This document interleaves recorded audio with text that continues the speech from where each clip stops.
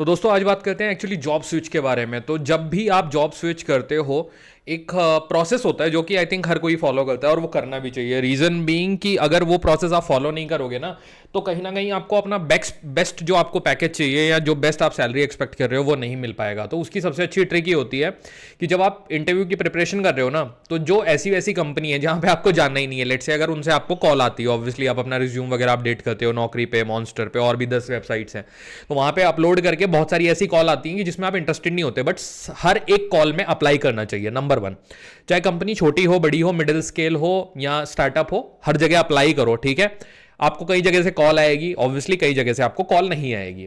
तो उससे पहले कॉल आने के लिए आपको एक रिज्यूम बहुत ही बेहतरीन बनाना पड़ेगा। रिज्यूम हमेशा पॉइंटेड होना चाहिए, लंबा नहीं होना चाहिए बिल्कुल भी। और रिज्यूम में आपके ना लंबे लंबे पैराग्राफ नहीं होने चाहिए। पहली बात तो अपने एक्सपीरियंस को प्रिसाइजली लिखो। प्रिसाइज का मतलब क्या है? बुलेट पॉइंट बना के लिखो। एक एक्सपीरियंस के बारे में 4 पॉइंट से ज्यादा नहीं लिखना है। 4 पॉइंट में अपने पूरे एक्सपीरियंस को डाल दो, मतलब। ठीक है, तो ये हो गया एक्सपीरियंस सेक्शन। उसके बाद टेक्नोलॉजी सेक्शन। लोग क्या करते हैं, अगर डेटा एनालिटिक्स का रिज्यूम बना रहे हैं तो उसमें सैस, पाइथन, आर सब भर देते हैं। Basic knowledge of this, basic knowledge of that, basic, हर चीज का बेसिक नॉलेज से किसी को मतलब नहीं है तुम्हारी। ठीक है, तुम्हारी जो बेसिक नॉलेज है वो सबको पता है कि ये मैंने भी यही डाला हुआ है, नॉनसेंस बात है। ठीक है, तो बेसिक नॉलेज को हटा दो, कोर स्किल्स डालो। ठीक है, अगर किसी चीज की थ्योरेटिकल नॉलेज है तो लिखो थ्योरेटिकल नॉलेज, बेसिक्स मत लिखो। अगर किसी की हैंड्स ऑन नॉलेज है, कम लेवल पे है, तो वहां पे लिखो कि हैंड्स ऑन नॉलेज। और अगर किसी चीज में आप प्रो हो, कि टेक्नोलॉजी जो आपकी है उसमें कुछ लिखने की जरूरत नहीं है, सिंपल लिख दो पाइथन, मैं प्रो हूं इसमें। ठीक है, तो वो मेंशन करने की जरूरत नहीं है। इंटरव्यू में इंटरव्यूअर खुद भाप लेगा। नाउ नंबर 2, जब आप अप्लाई कर रहे हो, हर एक जॉब में अप्लाई करो, जैसा कि मैंने आपको बताया। ऐसी कंपनी से अगर कॉल आती है जहां आपको नहीं भी जाना और आपको दिख रहा है कि पैकेज कम मिलेगा, जितना पैकेज आप चाह रहे थे उतना नहीं मिल रहा, बट इंटरव्यू दो। ठीक है, इंटरव्यू क्यों दो? उसमें आप इंटरव्यू में अगर फेल होगे ना, तो आपको अपनी कमियों का पता चलेगा। पहली बात तो जब तक कि आप रोड पे उतरते नहीं ना बाइक चलाने के लिए, फॉर एग्जांपल, तब तक आप घर बैठे इमेजिन नहीं कर सकते कि मैं रोड पे बाइक चला लूंगा। तो इंटरव्यू जब देना स्टार्ट करोगे तो खुद से फ्लो आ जाएगा। ठीक है, और जैसे ही फ्लो आएगा, एक नहीं तो दूसरा, दूसरा नहीं तो तीसरा इंटरव्यू तो आप क्रैक करने वाले हो। ठीक है, अब इंटरव्यू क्रैक करने के लिए सबसे इंपॉर्टेंट क्या है? नॉलेज।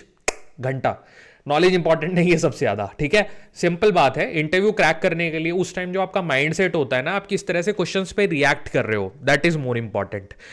जब आपसे क्वेश्चन पूछा जाता है, ऑब्वियसली नॉलेज बहुत सारे लोगों को होती है, बट एक्सप्रेस करना खुद को सही तरीके से आना चाहिए कि जब आप अपने इंटरव्यू स्टार्ट करते हो, किस तरह से आपको खुद को कंडक्ट करना है, आप अभी करंटली क्या काम कर रहे हो, किस लहजे में आप सामने वाले को बताने वाले हो, वो इंपैक्ट आएगा। थोड़ा सा आगे चलते हैं, जो इस वीडियो का मेन मेरा मोटिव है आप लोगों को बताने का। देखो, जब ऑफर आ जाता है ना किसी भी कंपनी का, तो उसके बाद आपको क्या करनी होती है? शॉपिंग करते हैं लोग, क्योंकि इंडिया में नोटिस पीरियड बहुत सारे होते हैं, 3 मंथ के, 2 मंथ का तो मिनिमम है ही, 3 मंथ का आजकल मेजोरिटी में है। तो 3 मंथ में अगर आपने एक पहला जो ऑफर निकाला था उसके ऊपर आपने 3-4 और ऑफर निकाल लिए, कोई बड़ी बात नहीं है। ठीक है, अब चूज करने पे बारी आती है कि कौन सा चूज करा जाए। तो सबसे पहली बात तो नंबर 1 जो चूज करने का ऑप्शन का, चूज किसको करना है, इसका पहला जो पैरामीटर है ना, वो पैसा नहीं होना चाहिए। ये आप सबसे बड़ी गलती करते हो, पैसे के चक्कर में गलत कंपनी ज्वाइन कर लेते हो और वहां जाके फिर रोते हो। ठीक है, पैसा आपका प्राइमरी फैक्टर नहीं है नौकरी चूज करने का, स्विच करने का। ठीक है, ये अपने दिमाग में डाल लो, वरना खून के आंसू रोते हो। ठीक है, मैंने देखा है लोगों को कि बहुत बहुत पैसा कमा रहे हैं, बट दे फील लाइक कि यार लाइफ बहुत ही बर्बाद हो गई है। ठीक है, क्योंकि आप उस, कई बार लोग ऐसी टेक्नोलॉजी में स्विच करके चले जाते हैं जिस टेक्नोलॉजी में उन्होंने कभी काम नहीं किया, जस्ट बिकॉज उन्हें तुक्के में वो क्रैक कर लिया और उन्हें पैसा मिल गया। तो ये सबसे बड़ी गलती है। ठीक है, अगर जा रहे हो दूसरी टेक्नोलॉजी में तो पहले प्रिपेयर होके जाओ। नाउ, जैसे कि मैंने बोला, पहला पैरामीटर जॉब स्विच करने का जो आपका होना चाहिए वो ये होना चाहिए, उस काम में मुझे मजा आने वाला है। मजा नहीं आने वाला तो एटलीस्ट मैं पकने नहीं वाला हूं उस काम को करके। ये बहुत ही इंपॉर्टेंट है। तो सबसे पहला पैरामीटर रखो कि जो मैं काम चूज करने वाला हूं, चाहे मुझे दूसरी कंपनी से 1-2 लाख रुपए कम मिल रहे हैं लेट से, लेकिन इस काम को मैं ज्यादा मेहनत से, ज्यादा दिल से करूंगा। क्योंकि ज्यादा दिल से करोगे ना तो सीखोगे, ज्यादा सीखोगे तो अगला जो स्विच करोगे ना उसमें तगड़ा पैकेज मारने वाले हो आप लोग। ये याद रखो, लॉन्ग टर्म गेम खेलो। कभी भी ये मत सोचो कि this is my last company, ये नहीं होने वाला है। आपको कितना भी पैसा मिलेगा वो कम ही लगने वाला है। नाउ नंबर 2, पहला मैंने जैसे कि आपको बताया वो क्लियर हो गया। नंबर 2, पैसा। ठीक है, 3 ऑफर आ गए, एक जगह पे बहुत हाई है, एक जगह पे बहुत लो है, मीडियम वाला है, तो मीडियम वाला भी आप चूज कर सकते हो। जरूरी नहीं है कि एकदम हाई वाला ही चूज करना है अपने को, क्योंकि जिंदगी भी कहीं ना कहीं चाहिए। ठीक है, पैसा तो मिल जाएगा और वहां जाके अगर आपको बुली कर दिया गया, आपका मजाक बन गया क्योंकि आपने इस टेक्नोलॉजी पे काम नहीं करा, पैसा तो मिल जाएगा, महीने के एंड में आपको आ जाएंगे 2-4 लाख रुपए। लेकिन उसके अलावा वो जो 29 दिन काटने हैं वो 3 महीने बाद भारी हो जाएगा आपके लिए, ये चीज़ सोचना।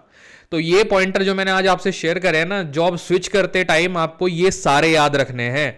इन्हीं के बेसिस पे आप एक हैप्पी कंपनी में लैंड हो सकते हो, एटलीस्ट हैप्पी नहीं तो एक मॉडरेट और डिसेंट लेवल कंपनी, जहां पे जाके एटलीस्ट आप थोड़ा सुकून से अपना दिन काट पाओगे, क्योंकि दिन काटना भी बहुत बड़ी बात होती है बहुत जगह पे। ओके, तो चलिए आज के लिए यहीं पे रैप अप करते हैं। All the best to everybody जो भी जॉब स्विच कर रहा है, थैंक यू सो मच।